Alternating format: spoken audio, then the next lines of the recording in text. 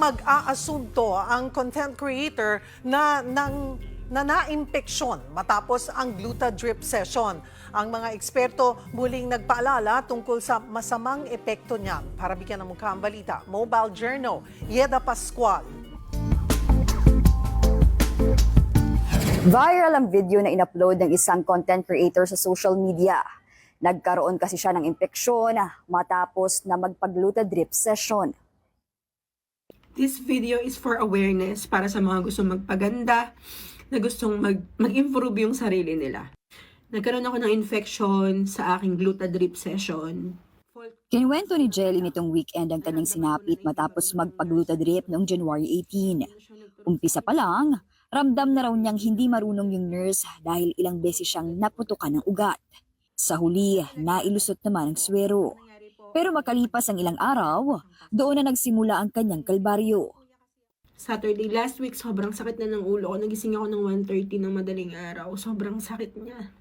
Hindi ko na siya mapigilan. Hanggang sa dinala na ako sa ER. Suka ko ng suka. Hanggang sa umabot na ngayon. 1 week na ngayon. 2020 pa nagbigay ng advisory ang Philippine Dermatological Society sa paggamit ng IV glutathione sa pagpapaputi. Pero sa kabila nito, lagana pa rin yung mga clinics na nag-o-offer ng mga gluta drip promos online. Ang isang board-certified dermatologist nagbigay babala sa publiko. For glutathione, it can cause kidney and liver problems kasi po diretso po siya sa katawan. Para po ma-clear ng katawan yung drug or any drug, dadaan po yung gamot na yon sa kidney or bato at sa liver or atay. So especially in patients po na meron na pong existing condition sa kidneys or sa liver, mas mataas po yung chance na magkaroon ng complications in those organs. Dagdag pa ni Doc, high risk na magkaroon ng harmful side effects ang isang tao kapag hindi rehistradong doktor o nurse ang magsasagawa ng gluta drip. Hindi rin daw ito pwede sa lahat, lalo pa kung may existing na problema na sa kidney o sa liver. FDA-approved po siya as an antidote to the side effects of chemotherapy in patients with cancer. Hindi po siya FDA-approved. Wala pong FDA-approved na glutathione na oral or iniinom or ini-inject po na glutathione for the skin or skin whitening agent.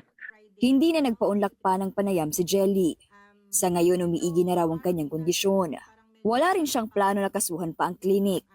Pero nais niya na magsilbing babala ang kanyang sinapit para sa lahat ng mga nangangarap ring magpaputi.